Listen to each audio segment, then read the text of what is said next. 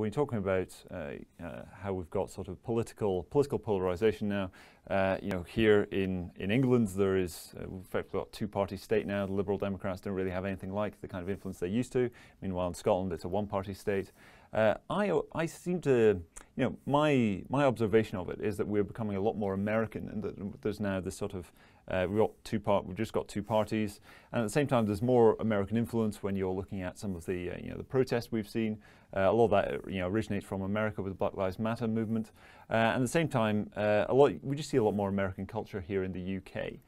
I wonder, in terms of the future of the UK and the US, what that special relationship, as it was described, what that looks like going forward. I would love to talk about it, but you really touched on some interesting things, and that is, imagine America's empire curve, is basically doing this, yep, and Britain's empire curve is doing this. So look at Black Lives Matter. In America, it's a point of fracture because they have always been a segregated society, and it's just a matter of the degrees of segregation. And as basically the base of the pyramid becomes poorer, mostly black people are greatly influenced by that. You create separation, so it's fracture. In Britain, I would argue that when that energy transits across the Atlantic, this is about the establishment of our new cultural self. It's the process of creating a proper meritocracy that is racially without discrimination. And it's about mobilizing all of our society rather than parts of it, which is exactly what happens in Ascension. So although it looks like the same label, I think the social process taking place is fundamentally different. It's unitary rather than disruptive. Exactly right. So, and you look at the responses, they are different. This is an intractable problem over here. Here it's about recognizing our past and learning the lessons. I do not believe we should eradicate our history. Our history is there and we are built upon it, but we can use it to inspire better ways forwards. And racial meritocracy is absolutely a fantastic concept to create.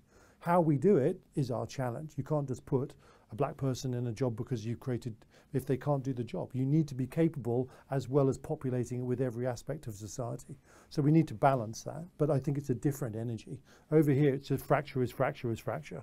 It's intractable until they collapse in a heap. So very different. I think in terms of political dynamics, again, Britain is trying to re-engineer another form of politics. So old Western politics that we had up until this stage and America had represented wealth distribution, wealth creation in some oscillation. Labour Party was an extreme distribution policy, party, and the Conservatives were a wealth creation party. The Republicans created wealth, and the Democrats, But America's success was in its heyday. They were very incremental movements, so the course was fairly consistent. In Britain's case of decline, it was a seesaw of destruction. No money left. Oh, put some more money in. Whoops, lost it. Spend it all again. What I think we've seen, and no one's articulated in the press, is the Conservative government have rolled into, accidentally, and they still haven't articulated, they have become a simultaneous wealth creation, wealth distribution party. And in that process, if they can master it, they've over-egged the distribution at the moment, and they've done things that are not so wise in the way they've done it. But the concept of distributing and creating simultaneously is a new form of Western politics. And it means that the Labour Party are dead in their boots. They don't even know they've been shot. They're not even going to get out the chocks until they reinvent themselves, because the next party that can challenge the Conservatives or iteration of our party names has to have the ability to effectively create wealth and distribute it. And then the judgment is how effectively you do the two things, not whether you're distributing or creating. And I think we've seen that revolution, and that's one that Boris sits on top and will give him more longevity than people appreciate. Could you expand on that a bit with a party that can both create and redistribute wealth? Because of course during lockdown there's not been too much of the whole wealth creation event going on. Well, that's the Conservatives' problem right now, is the Conservatives sort of have forgotten their creation policies.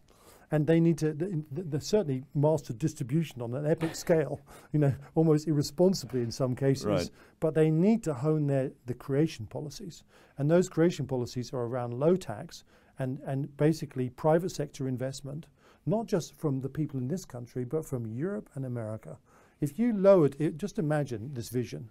If Britain, and this is not about a moral imperative, not about rich people should be taxed more, it's how you make everyone richer.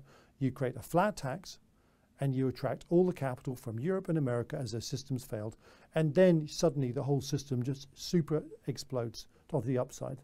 because you've got IP being invested in appropriately, not just at universities and ideas, but through to manufacturing and production should be our image. We have the potential to create that. But the Conservatives and this move towards higher national NI tax was a disaster, because it was, part of the mandarins in the Treasury thinking, well, you get more money by taxing more. You don't. Laffer was absolutely right. Lower taxes to a certain point, bring in more capital. Then you can distribute it more effectively. So the Conservative vision should be, we're the most effective creation party by being bold and creating a series of ladders to a flat tax, get rid of all the HMRC people that we don't need, make the whole system streamlined, small government, and at the same time we're going to be really smart in how we distribute to our infrastructure to make us increasingly competitive. That should be their image. It's there for the taking. Well, I wish I could be as optimistic as you, David, about the path the government is taking. But going back to the UK-US relationship, could you expand on that there? Because I find it very interesting when you speak of the UK being in its ascendancy while the USA is in its decline. And that's obviously, it was the other way around. Reversal. Yeah, so we talked about this before we sat down formally. The special relationship was really a consolation prize for Britain. Yep. It was, you've lost your empire, chaps, and we're dominant, and our old cousins will give you, and also because we did share common values, to be fair.